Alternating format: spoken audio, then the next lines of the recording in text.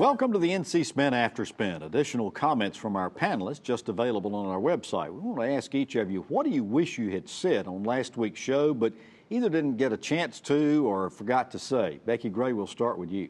When you had asked me about the advertising, the ads on TV, the campaign stuff and why we hadn't seen any. And a couple points. One, I think that there's really a ground game going on. I know that the presidential candidates have not begun to do the television advertising, but what I'm hearing is that there is a very aggressive ground game, particularly with the leaders in those campaigns that are going on, that we're not seeing so much, but we will later. And the other thing is, with the Council of State races, there are not a lot of interesting races there, and probably not a lot of money to do a lot of statewide advertising telling me they just yet. Can't raise any money. Right. And then with the legislative candidates, so many of those are local issues in their community. So I think you're hearing a lot about those things at Rotary clubs, at church meetings, at local debates that they're having, and not a lot, even in the big media markets. Nelson Dollar has been doing some advertising here in the Wake County area, but to my knowledge, I think he's probably the only one in the state. And it is a bit of a puzzle why we're not seeing more. Howard Lee, what do you wish you'd have said on last week's show?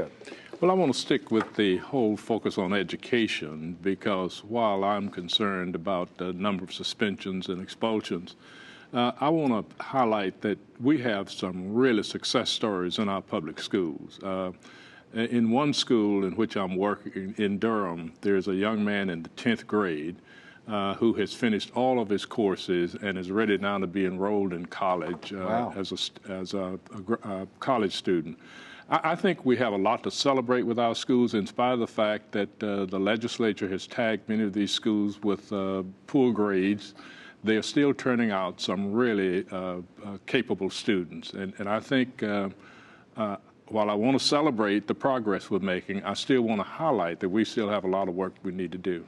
Phil Kirk, what do you wish you'd have said? I wanted to say that, or wish I'd remembered to say that I know now why TV station owners are sort of grumpy.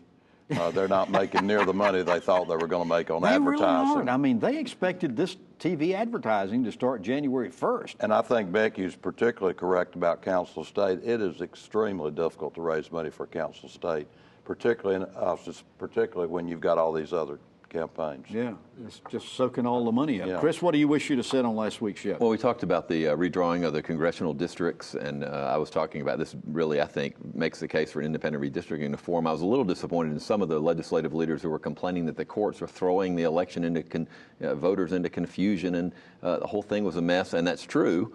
But that is hardly unprecedented. I remember in 2002 when the Democrats do the legislative districts, a state court said these were unconstitutional. The legislative primary was delayed, I believe, until September. It was August or September. So it's not new to have confusion, but in both cases, it really makes the case that we need to figure out a different way. We don't need to spend all of our time with lawsuits, special sessions, and confusing voters. Let's change the system once and for all. Well, thank you for watching the After Spin. We'll have more video all during the week on ncspin.com.